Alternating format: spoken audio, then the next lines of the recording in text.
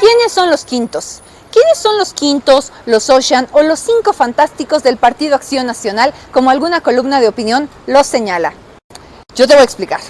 Los quintos son la estructura interna de Jorge Romero Herrera, quien para términos prácticos, aunque lo nieguen, es el dueño del PAN de la Ciudad de México, así como lo escuchas, su dueño, y quien desde hace más de 15 años o 20 años ha construido una red de control interna basada en la afiliación para poder adueñarse una a una de las 16 demarcaciones de la Ciudad de México y así tener control de quién es quién y quién aspira a algún cargo.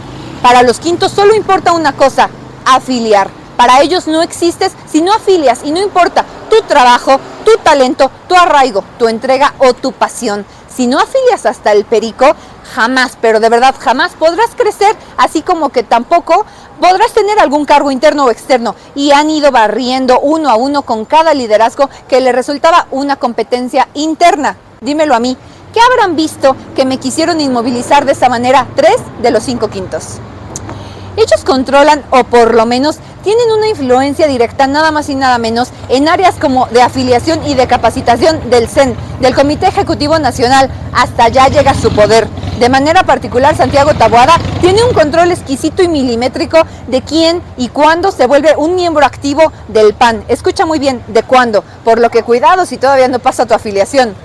La afiliación es el centro del control y del poder de los 5, de los quintos. Esta estructura es tan fuerte porque viene desde hace muchos años. Los quintos trabajaron para Jorge Romero cuando él tuvo su primera diputación hace un montón, por el 2006. Yo todavía ni siquiera me afiliaba. Su arraigo viene justamente desde Acción Juvenil y por lo que compartieron con el líder desde que él tuvo su primera diputación. Romero era exactamente igual que tú, no era nadie.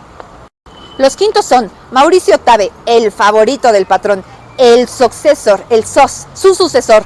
Jorge asume que al dejar él el mando del imperio romerista aquí, cuando dejen de controlar este edificio en la ciudad, el que lo va a seguir, el que lo va a suceder, sería Mauricio Tabe. Su relación es muy íntima a niveles familiares y ya con él realmente rebota primero la división de los cargos. No lo habla con nadie más, primero habla con Mauricio. Tabe controla Miguel Hidalgo, la mitad de Cuauhtémoc, influye también en Iztacalco, en Azcapotzalco, en Tlalpan y un poco de Benito Juárez, aunque lo expulsaron y por eso acabó en Miguel Hidalgo. Ataide, el siguiente quinto. Ataide empezó desde muy chavito como asesor de Jorge en su primera diputación, te digo, hace un montón. Como todos, le debe cada uno de sus cargos a él, solamente a él. Ha sido plurinominal en absolutamente todo, pero eso sí, le exigía a su gente, o nos exigía, grandes mediciones y control de calle, cuando él, Andrés Ataide, jamás se ha atrevido a buscar un cargo que no sea seguro. Nunca ha salido de las plurinominales, pero eso sí, como nos juzgaba. Para nuestra historia, para mí, con él, nuestra historia ya la conoces. Es de todos el líder más chiquitito, porque todos lo ningunean, tan así que ni siquiera las tranzas del cártel inmobiliario lo invitaron, porque pues no lo consideraban valioso. Siempre lo han dejado afuera y dicen que cuando fue diputado en la 7ª legislatura hizo ciegamente lo que Mancera requería en temas presupuestales, porque era el presidente de la Comisión de Hacienda. Lo que sí, por lo mismo, valdría la pena revisar los cambios que hubo en esos años para Mancera. Hubo en ese entonces, pues bastantes cosas que se pueden cuestionar. Ataide tiene influencia en Cuauhtémoc, en Coyoacán, en Iztapalapa, en Tlalpan, en Álvaro Obregón y en Magdalena Contreras. Taboada, el niño flamante del PAN. Santiago, de verdad, tenemos mucho que decir. Él fue secretario juvenil de Benito Juárez del 2008 al 2009, cargo que obtuvo obviamente por ser güero, lo que les encanta en el PAN. Fue secretario juvenil de la Ciudad de México y fue ahí donde yo lo conocí. De allí viene un término muy interno pero muy poderoso, el mandrake, que tuvo su origen en las internas del PAN, que es la forma sucia y agresiva de tratar al oponente y de hacer porquerías electorales. Posteriormente, él fue diputado local pluri, después fue diputado federal pluri, hasta que por fin se le hizo competir por la alcaldía Benito Juárez, que es prácticamente otra pluri para el PAN. Allí trabajó de la mano de la doctora Claudia Sheinbaum, y hoy se le olvida, y construyó la tan famosa estrategia de blindar Benito Juárez junto con Omar García Harfuch. Yo me acuerdo cuánto admiraba a Omar, por eso tan buenos resultados de esa estrategia en Benito Juárez. Luego, Santiago se dio cuenta que no podían ser aliados por su aspiración electoral y empezó a atacar y atacar pues a Morena, a Omar y también a Claudia. Te lo digo yo que supe internamente cómo lo criticaban. Taboada es el constructor de acuerdos de Romero y era también una gran conexión con gente de gobiernos en turno. Romero ha sido operador realmente en muchos temas y Santiago le servía. Santiago domina Benito Juárez, Venustiano Carranza, Milpa Alta, Xochimilco, Tláhuac, Coyoacán y tiene alguna influencia en Cuauhtémoc e Iztacalco. El siguiente quinto, Mendoza. Luis Mendoza es el operador por excelencia de lo cuestionable, es Luis. Cuando se necesita algún trabajo pesado, él lo saca, no sé cómo, pero lo soluciona. Es por cercanía, alguien a quien Jorge Romero siempre tiene cerca, siempre los vas a ver unidos. De cariño le dice mi gorda. Y su papel siempre ha sido prácticamente como de algún tipo de guardaespaldas político. Nadie se le acerca a Jorge sin que Mendoza lo sepa. Jorge le ha perdonado en muchas ocasiones pecados y travesuritas políticas y además se ha vuelto el operador del patrón allá en los estados. Últimamente él estaba buscando irse a un cargo muchísimo más seguro porque ya veía riesgoso eso de ser alcalde y no tan expuesto como es realmente Benito Juárez. Si han pasado cosas turbias en Benito Juárez, él las conoce, porque Luis, tú y yo sabemos que Víctor sí hizo lo que dicen que hizo, por eso huyó. Él es el más sensible e hipócrita de los líderes, de los quintos, de los romeros. Eso sí, defiende a su gente como perro, pero a los demás militantes es muy duro y excluyente, y te lo digo yo que recibí bastantes ataques de su parte.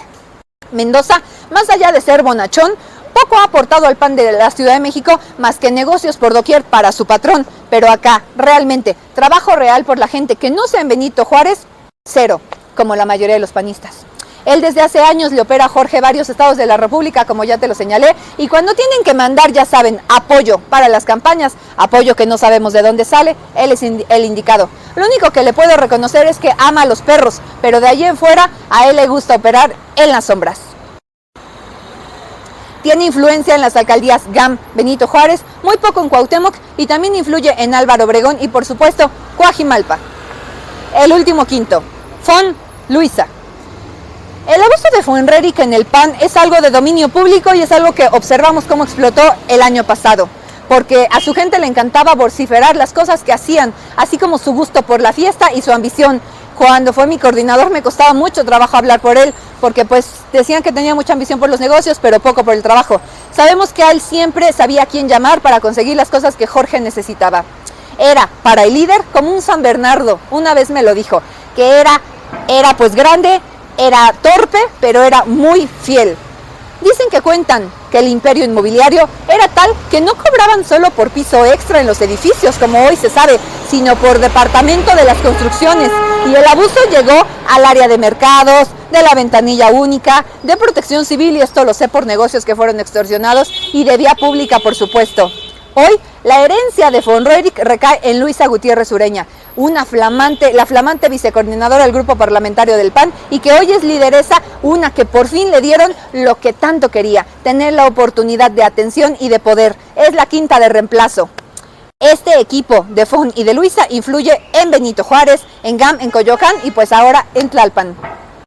Los quintos, juntos, han consolidado un equipo que es difícil de vencer, el equipo de Romero. Su estructura jerárquica y su poca democracia interna, como ya lo hemos demostrado en muchas ocasiones, todo lo que hacen es para no hacer enojar al patrón. Prácticamente tenemos prohibido hablarle al patrón.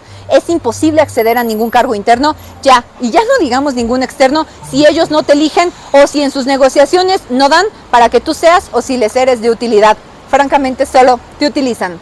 Con Romero y con los quintos dejó de existir la democracia real y combativa en el PAN, una democracia que a algunos todavía nos tocó. Y es más, ya ni en acción juvenil hay competencia, hay pura designación. Quieren a jóvenes mediocres y los adoctrinan de una manera tan enferma y no los forman realmente en los valores de Manuel Gómez Morín, sino, ¿sabes qué?